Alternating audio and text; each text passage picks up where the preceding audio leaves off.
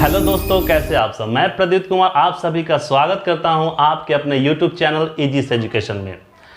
दोस्तों, आज की इस वीडियो में हम चर्चा करेंगे नेशनल हाइड्रोजन मिशन। यह भारत सरकार की द्वारा शुरू की गई एक बहुत ही अहम मिशन होगी। इस मिशन के तहत भारत सरकार अपने भारत देश में बहुत बड़े बड़े हाइड्रोजन के प्लांट स्थापित करने के प्रयास में लगी हुई है। अगर ये हाइड्रोजन का प्लांट भारत में लग जाता है तो इस हाइड्रोजन का उपयोग हम लोग ऊर्जा के रूप में कर सकते हैं। और कमाल की बात तो ये है कि अगर हाइड्रोजन का उपयोग हम लोग ऊर्जा के रूप में करते हैं तो इसमें प्रदूषण बिल्कुल भी नहीं होगी, क्योंकि हाइड्रोजन बहुत ही हल्की गैस है। यूं कह ले, ये हवा से भी हल्की होती है। जब हम हाइड्रोजन गैस को ऊर्जा के रूप में इसका दोहन करेंगे तो सिर्फ और सिर्फ पानी ही बचेगा। और आपको पता है कि पानी किसी भी प्रकार का कोई प्रदूषण नहीं फैलाती है। तो 15 अगस्त 2021 के मौके में भारत के प्रधानमंत्री नरेंद्र मोदी ने इस मिशन को बहुत तेजी से चलाने के लिए बहुत जोर दिया है। दोस्तों, एक चीज़ मैं आपको और बताऊं कि ये जो मिशन शुरू हो जाएगा तो हमारे बहुत सारे प्राकृतिक संसाधन भी बच जाएंगे। जैसे आप सोचिए कि हमें ईंधन या ऊर्जा के रूप में किसी चीज़ को इस्तेमाल करने के लिए हमें क्या करना, पेट्रोलियम पर निर्भर रहना पड़ता है, कोयले पर निर्भर रहना पड़ता है। तो ये सब जो प्राकृतिक संसाधन हैं ये सीमित है, ये एक ना एक दिन खत्म हो जाएगा। इसीलिए भारत के प्रधानमंत्री आम बजट 2020-21 में नेशनल हाइड्रोजन मिशन प्लांट स्थापित करने की कोशिश में है। यह स्थापित हो जाता है अगर, तो हमारे देश की प्राकृतिक संसाधन का बचाव हो सकेगा और प्रदूषण भी नहीं होगी।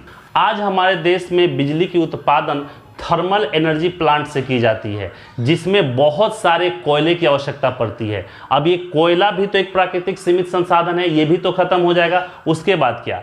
तो ऐसे ही बहुत सारी चीज़ों के चलते ये इस नेशनल हाइड्रोजन मिशन की शुरुआत की जा रही है। फ्रेंड, हाइड्रोजन बिल्कुल भी क्लीन एनर्जी देता है और ये हमारे देश में भरपूर मात्रा में उपलब्ध भी है। तो हम लोग इसका पूरा दोहन कर सकते हैं, जिसके चलते भविष्य में ऊर्जा का उत्पादन हाइड्रोजन से की जाने की बात कही जा रही है और तरह तरह के प्लांट भी स्थापित किए जाने की बात कही जा रही है। फ्रेंड, हाइड्रोजन के साथ सबसे बड़ी समस्या अपने देश में ये आ रही है कि इसका भंडारण नहीं हो पा रहा था अपने देश में, जिसके चलते यह बहुत जल्दी प्रतिक्रिया कर लेती थी। बहुत सारे ऐसी कार कंपनियां हैं जो हाइड्रोजन से चलने वाली इंजन बनाने में जुट गई हैं और उन कंपनियों का यह मानना है कि अगर कार ये बन जाएगी, अगर इस कार के टंकी को हाइड्रोजन फुल कर दिया जाए, मतलब इस कार के टंकी में हाइड्रोजन भर दिया जाए,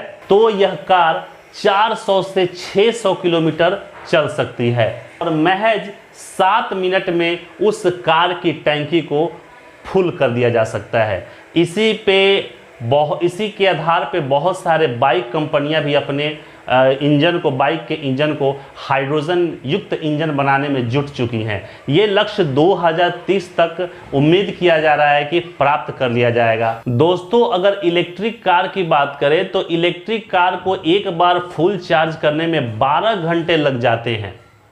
तो यहाँ पे इलेक्ट्रिक भी वेस्ट हो रहा है आपका और 12 घंटा समय भी वेस्ट हो रहा है। जबकि हाइड्रोजन युक्त अगर ये इंजन होता तो मात्र 7 मिनट में ये पूरा टंकी फुल हो जाता और ये 600 से 700 किलोमीटर आराम से चल सकती है ये कार। अगर बात हवाई जहाज की करें तो हवाई जहाज भी हाइड्रोजन इंजन वाली बननी शुरू हो जाएंगी और हाइड्रोजन इंजन जब भी हवाई जहाज में फ्यूल के रूप में हाइड्रोजन का इस्तेमाल होना शुरू हो जाएगा, हवाई जहाज से यात्रा करना बिल्कुल भी सस्ती हो जाएगी और हवाई जहाज में जो ईंधन के खर्चे आएंगे बहुत कम हो जाएंगे। हाइड्रोजन का उत्पादन भारत के घरेलू स्रोतों से हो सकता है, जैसे ये ऊर्जा, बायोमास, प्राकृतिक संसाधन, पवन ऊर्जा इत्यादि से हम लोग बहुत ज़्यादा मात्रा में हाइड्रोजन गैस को उत्पादन कर सकते हैं। दोस्तों, अब चर्चा कर लेते हैं हाइड्रोजन कितने प्रकार के होते हैं। दोस्तों, हाइड्रोजन 3 प्रकार के होते हैं,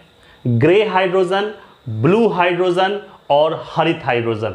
अब बारी बारी से समझ लेंगे कि ग्रे हाइड्रोजन क्या है, ब्लू हाइड्रोजन क्या है और हरित हाइड्रोजन क्या है। तो बात करें अगर ग्रे हाइड्रोजन की, ग्रे हाइड्रोजन का उत्पादन जीवाश्म ईंधन, प्राकृतिक गैस इत्यादि चीज़ों से होता है। और मैं आपको ये चीज़ बता दूं कि भारत में सबसे ज़्यादा ग्रे हाइड्रोजन का ही उत्पादन होता है। अब बात कर लेते हैं ब्लू हाइड्रोजन की। ब्लू हाइड्रोजन सिर्फ और सिर्फ जीवाश्म ईंधन से ही प्राप्त होता है और ये ग्रे हाइड्रोजन की अपेक्षा ज़्यादा बेहतर माना जाता है। दोस्तों बात कर लेते हैं हम तीसरे प्रकार के हाइड्रोजन जिसको बोलते हैं हरित हाइड्रोजन।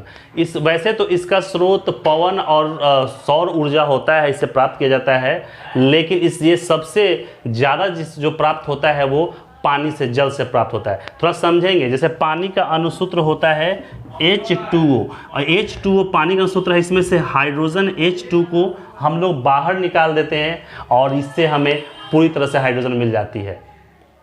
दोस्तों अब तो भविष्य में हम लोगों की जो भी गाड़ियां आएंगी वो हाइड्रोजन से ही चलेंगी। मिलते हैं ऐसे ही किसी इंटरेस्टिंग टॉपिक के साथ किसी अगले वीडियो में, तब तक के लिए नमस्कार।